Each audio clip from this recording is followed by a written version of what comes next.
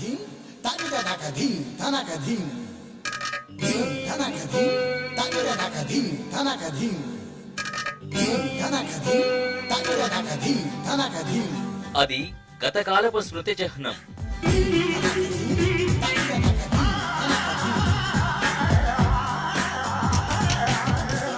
ఒకప్పటి వైభవానికి ప్రత్యక్ష సాక్ష్యం.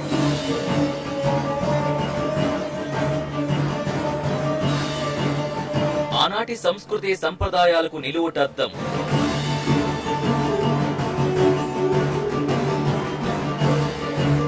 కాటమరాజు కథలు, విజయనగర రాజుల విజయ గాథలు తనలో నిక్షిప్తం చేసుకున్న దుర్గం.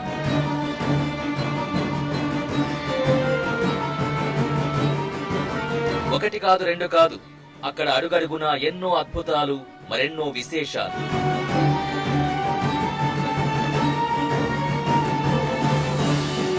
ఆ కొండపై ఒకప్పుడు పట్టణం ఉండేది. ఆ దుర్గంలో అంతులేని నిధి నిక్షేపాలుండేవి.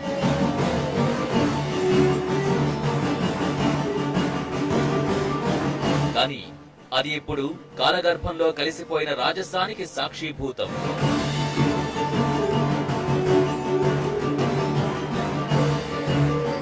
అదే వైభవం నశించిన కనిగిరి దుర్గం.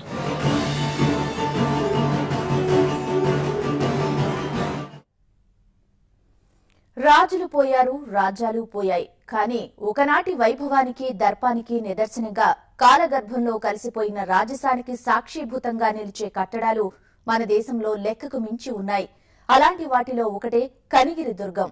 ప్రకాశం జిల్లాలో ఆనాడు అజేయంగా, అంగరంగ వైభవంగా వెలసిల్లిన ఈ కోట విజయ మార్తాండ దుర్గంగా, బంగారు కొండగా, ఆ తరువాత కనిగిరి దుర్గంగా రూపుదాల్చింది.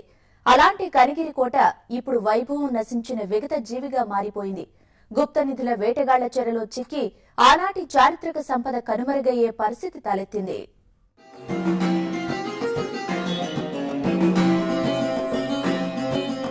రాజులు పోయినా, రాజ్యాలు పోయినా, ఒకనాటి వైభవానికి, దర్పానికి చిహ్నంగా కాలగర్భంలో కలిసిపోయిన రాజస్థానికి సాక్షిభూతంగా నిలిచిందే మనం చూడబోతున్న కనిగిరి దుర్గం.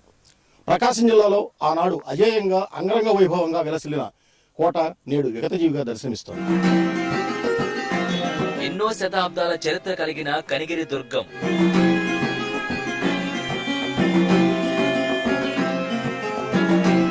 విజయనగర రాజులు, గజపతులు, యాదవులు, రెడ్డి రాజులు, రాజా ప్రతినిధులు, బహమనీ సుల్తానుల ఏలుబడిలో ఒక వెలుగు వెలిగిన ప్రాంతం.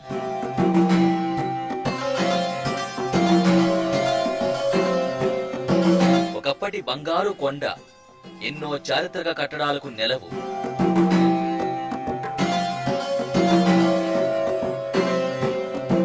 చెప్పుకుంటూ పోతే మీరు చూస్తున్న ఈ కనిగిరి దుర్గానికి ఎంతో చారిత్రక నేపథ్యం ఉంది.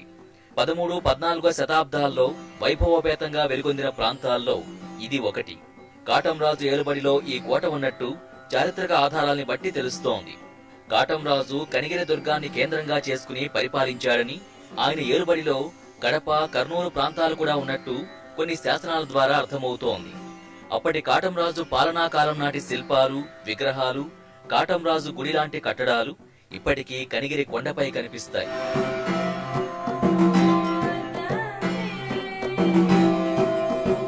కాటంరాజు తర్వాతి కాలంలో ఉదయగిరిని పరిపాలించిన గజపతుల ఆధీనంలోకి వెళ్లిన కనిగిరి కోట ఎంతగానో అభివృద్ధి చెంది సరికొత్త నిర్మాణాలతో ముస్తాబైనట్టు చారిత్రక ఆధారాలు స్పష్టం చేస్తున్నాయి. అయితే 1520లో శ్రీకృష్ణదేవరాయలు కళింగ జైత్రయాత్రలో భాగంగా సుమారు 2 లక్షల సైన్యంతో ఉదయగిరి దుర్గాన్ని చుట్టుముట్టి 18 నెలల పాటు పోరాడి ఎట్టకేలకు విజయం సాధించాడు. ఆ విజయంలో భాగంగా కృష్ణదేవరాయలు ఉదయగిరితో పాటు కందుకూరు, అద్దంకి, కొండవీడు, కొండపల్లి, నాగార్జునసాగర్ కొండ, బెల్లంకొండ, కనిగిరి దుర్గాలను వశపరుచుకున్నాడు. రాయల పాలన అనంతరం విజయనగర సామ్రాజ్య వైభవం పతనావస్థకు చేరుకోసాగింది. విజయనగర రాజుల తర్వాత కనిగిరి దుర్గం రెడ్డి రాజులు, రాజా ప్రతినిధుల పాలనలోకి వెళ్లినట్టు శాసనాలు చెబుతున్నాయి.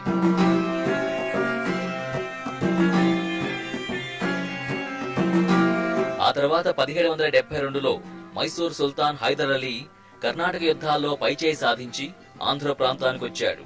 అయితే అప్పుడే ఆంధ్రప్రదేశ్ లో బ్రిటిష్ అధికారం కూడా ప్రారంభమైంది. కనిగిరి ఆనాడు ఆతో నవాబైన బసాలతే ఆధీనంలో ఉంది. అయితే 1776లో హైదర్ అలీ ఆతోపై దండెత్తి అత్యంత ప్రాధాన్యత కలిగిన కనిగిరి దుర్గాన్ని వశపరుచుకున్నాడు. అయితే బ్రిటిష్ పాలకులు ఆతోతో పాటు కనిగిరి ప్రాంతాన్ని హైదర్ అలీ నుంచి వశపరుచుకున్నారు. అప్పటికే టిప్పు సుల్తాన్ కూడా మరణించాడు. ఆయన మరణం అనంతరం హైదరాబాద్ నిజాం ఆధీనంలోకి వచ్చింది. 1801లో కనిగిరి దుర్గాన్ని నిజాం ధారాదత్తం చేసిన తర్వాత కొంతకాలం బ్రిటిష్ వారి పాలనలో, మరికొంతకాలం స్వాతంత్ర భూమిలో నెల్లూరు జిల్లాలో కొంతకాలం ఉండి నేడు ప్రకాశం జిల్లాలో కనిగిరి దుర్గం అంతర్భాగమైంది.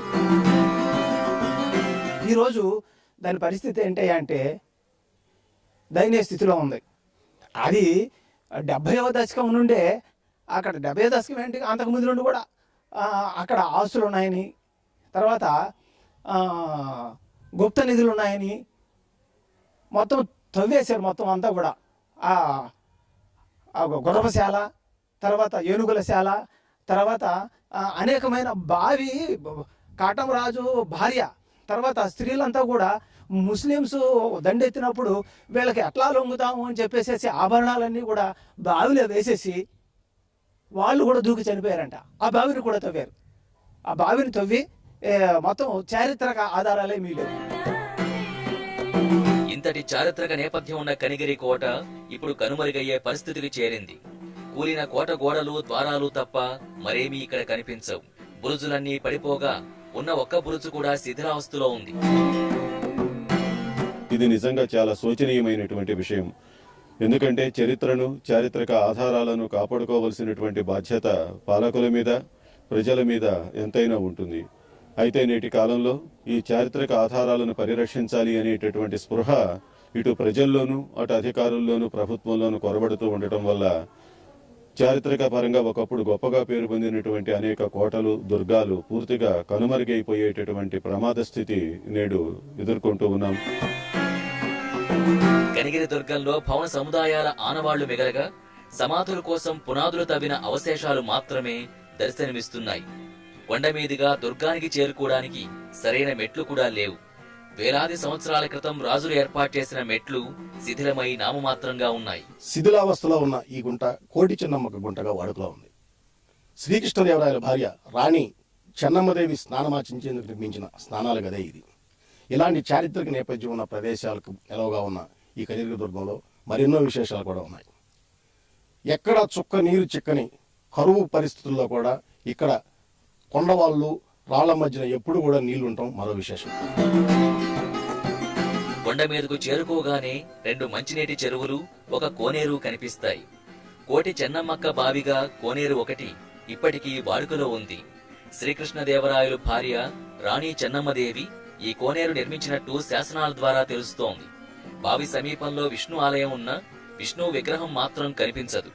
ఇక్కడి దుర్గా విగ్రహం కింద గుప్త నిధులున్నాయని నమ్మిన ఎంతో మంది విగ్రహాల్ని తొలగించి చారిత్రక సంపదను సర్వనాశనం చేశారు. ఇక్కడ మరో విశేషం ఏంటంటే కొండరాళ్ల మధ్య నీరు ఎక్కడ దొరికినా దొరకకపోయినా మండు వేసవిలో సైతం ఇక్కడ నీరు పుష్కలంగా ఉంటుందని చెప్తుంటారు స్థానికులు. కనిగిరి అనే పేరులోనే ఒక అర్థం ఉంది. కని అంటే చూసి, గిరి అంటే కొండ, కరి అంటే ఏనుగు. అంటే ఏనుగు లాంటి పెద్ద పెద్ద రాళ్లున్న కొండను చూశాను అనే అర్థం. ఒక శాసనంలో ఏం చెప్పబడిందంటే, ఈ యొక్క ఉదయగిరి దండయాత్ర చేసేటప్పుడు ఈ శ్రీకృష్ణదేవరాయలు అక్కడున్న స్థానిక రాజు కొంత నిధిని తీసుకెళ్లి ఆ చెన్నమ్మక్క బావిలో దాచినట్టు మనకి స్పష్టంగా చరిత్రలో శాసనం లిఖించబడి ఉంది. అయితే ఆ నిధి ఏమైందంటే కొంతమందికి ఎవరికో బాటసార్లకు దొరికి దాన్ని మళ్ళీ ఇప్పుడు తీసుకొచ్చి దాన్ని ఒక పీరుగా మలిచి, దాన్ని గజ్జలి పీరుగా మలిచినట్టు కొంతమంది చెప్పుకుంటున్నారు. ఆ నీళ్లు చెన్నమ్మక్క బావిలోకి వెళ్ళి నీళ్లు తాగుతుంటే ఆ చేతిలోకి ఆ బంగారం వచ్చిందని దాన్ని తీసుకెళ్లి ముస్లింస్ ఏం చేశారంటే ఒక గజ్జలి పీరు తయారు చేసి దాన్ని ప్రతి పీర్ల పండుగకి ఎగిరిస్తూ ఉంటారు. అది ప్రసిద్ధమైన గజ్జలి పీరు కనిగిరిలో. అది దొరికింది ఆ చెన్నమ్మక్క బావిలోనే ఇప్పటికీ చెప్తూ ఉన్నారు. ఈ ప్రాంతం నుండి మరో 2 కిలోమీటర్ల దూరం ముందుకు వెళితే శిథిలావస్థలో ఉన్న నేలమాళిగలు, ఏనుగులు, గుర్రపు శాలల ప్రదేశాలు, దర్వాజాలు, భీముని పాదం లాంటి చారిత్రక సంపద దర్శనమిస్తుంది. గత వైభవం అంతా నశించి నేడు విగత జీవిగా మారిన కనిగిరి దుర్గం గురించి పురావస్తు శాఖ పట్టించుకోవడం లేదనే విమర్శలు వ్యక్తమవుతున్నాయి. ఇక్కడున్న శాసనాల్లో ఏముందో ఎవ్వరికీ తెలియదు. ఆ శాసనాల్లోని విషయాల్ని వెలుగులోకి తేవడంతో పాటు తవ్వకాలు జరిపినట్టయితే అనేక చారిత్రాత్మక విషయాలు వెలుగు చూసే అవకాశం ఉంది. ప్రకృతి అన్నసందాలతో అలరారుతూ నాటి నుంచి నేటి వరకు గత వైభవానికి సాక్షిభూతంగా నిలిచిన కనిగిరిదుర్గం చరిత్రలో మరుగున పడిపోకుండా పరిరక్షించి శిథిలమైపోతున్న జాతి సంపదను భావితరాలకు అందించేందుకు ప్రభుత్వం కృషి చేయాల్సిన అవసరం ఎంతైనా ఉంది. కెమెరామెన్ శ్రీనివాస్తో జనార్దన్, టీవీ5, కనిగిరిదుర్గం నుంచి.